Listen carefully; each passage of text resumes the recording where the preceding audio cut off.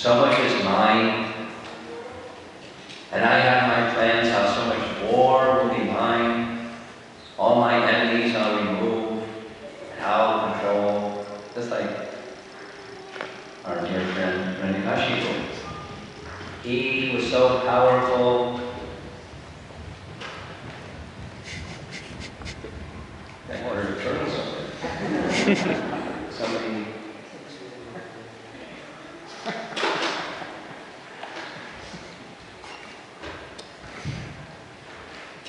Got a fly somewhere? Just kidding.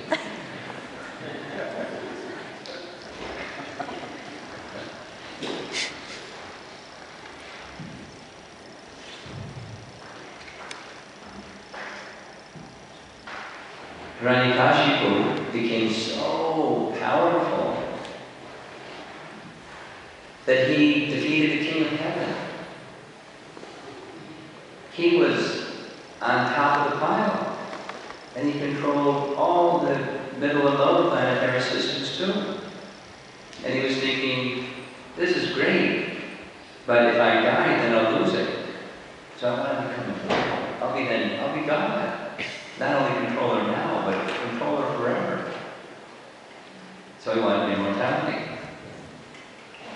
Controlling everything eternally. He's the role model for the envious. And he was defeated because you can't be God.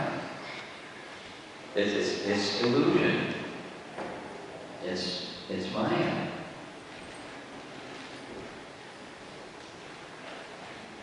Somebody else is the enjoyer.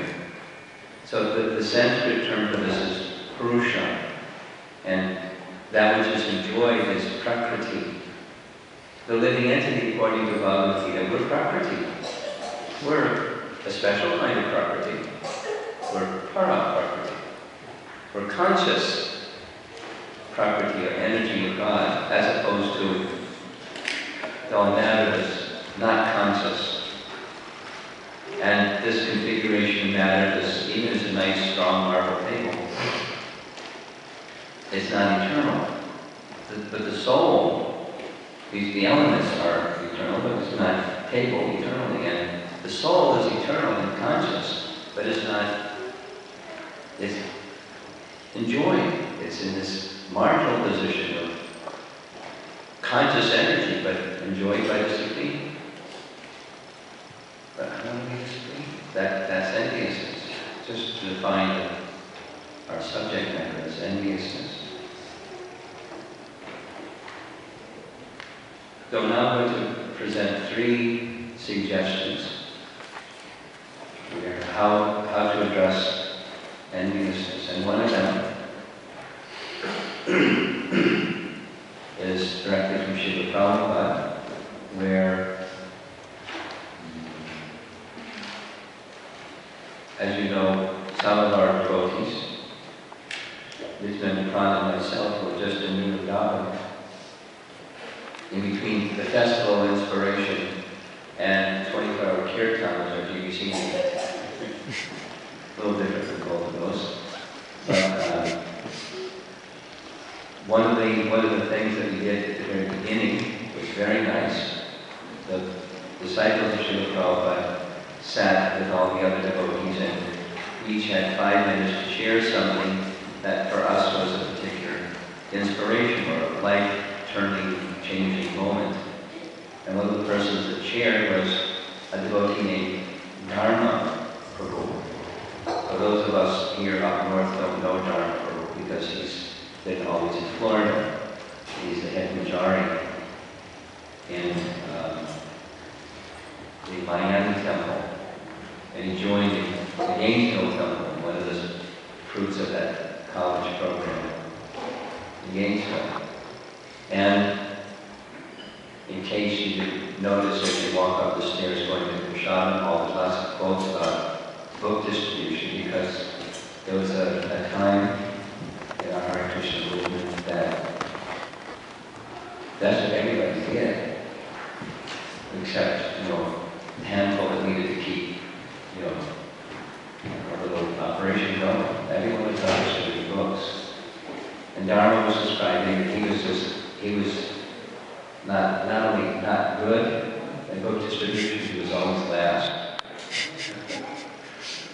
And then he had charge for the whole country. He was always last in the whole country.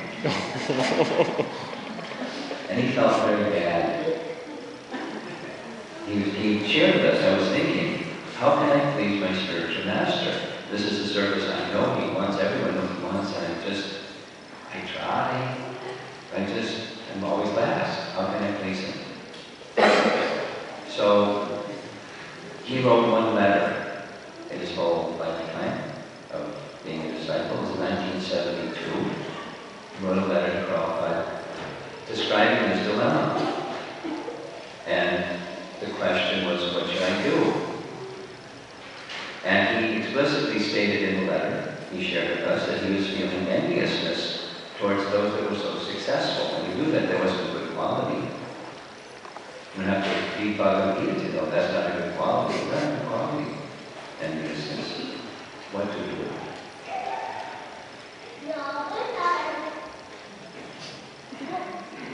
Very gently matching the nature of Dharma, because if you meet Dharma, he's one of the gentlest persons you could ever even imagine.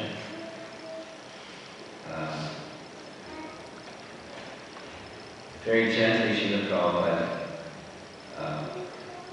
appreciated the words that he had expressed and turned it around in the letter and said that the precise words that Prabhupada used, I wish I had in front of me, but I don't. So it was something like this.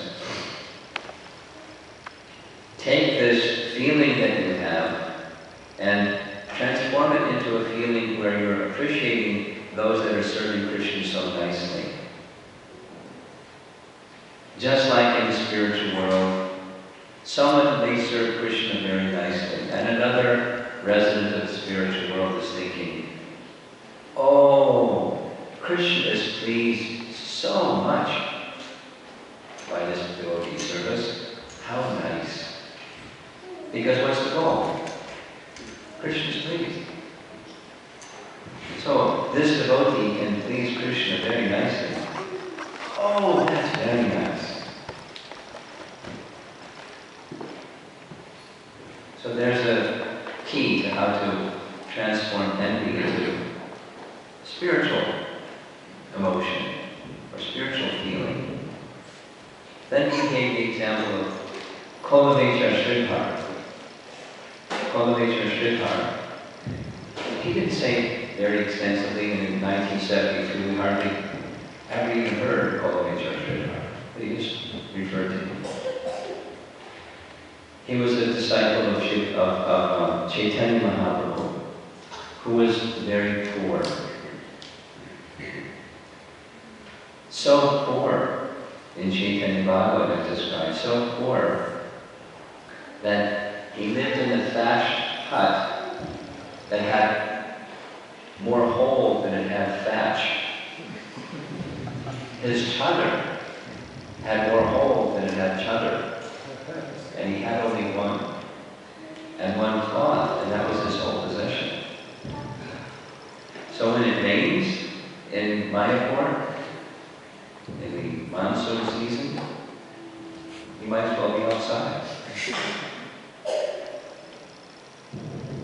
And he was poor because his profession was, but he lived in a grove of banana trees, and so he took the leaves from the banana trees and made banana plates and stitched them together and made banana leaf cups. He took the banana flowers and bananas. And those of you that have been to Mayapur or West Bengal or that part of the world, how many banana trees are there? Gazillions of them. All over the place. And what's the big deal of a banana leaf or a banana flower? In other words, it's abundantly supplied by nature, but that's all he had. What was supplied by nature, and so he gathered them. His work was he gathered them. Then he sat by the side of the Ganges River, a merchant's little place spread out in front of him were his banana cups and banana leaves and banana flowers and bananas. Right, bananas, green bananas. That's what he did. he earned so little, it was barely enough to survive, but because he was a devotee of the Lord, half of it he used for worshipping the Ganges, and the other half was whatever it was that he maintained himself, and he was therefore very thin. There's many nice things to say about Golovecha Sridhar, but the point that Prabhupada made was that the Lord was very pleased because the offering that he made was insignificant. He gave half of what he had, which was very little. And then Prabhupada said this little phrase. I sent this passage out to a number of devotees recently.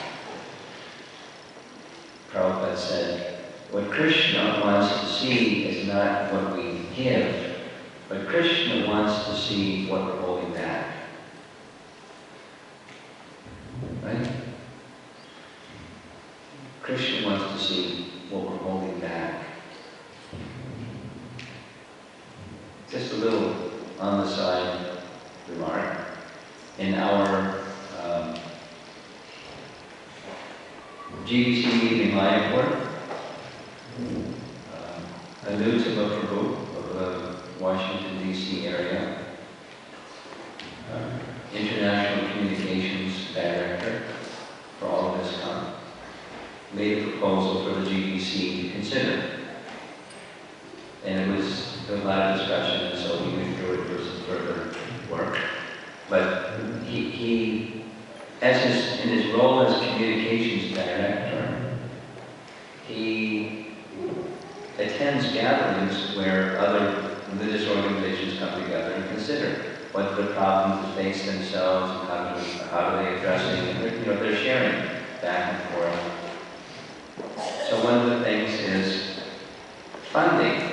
And so he put forth this idea, it's tithing, we've heard that term, it's a Christian term. But in many religious organizations, to be in good standing, one contributes a certain amount of one's earnings, like Golovecha Sridhar.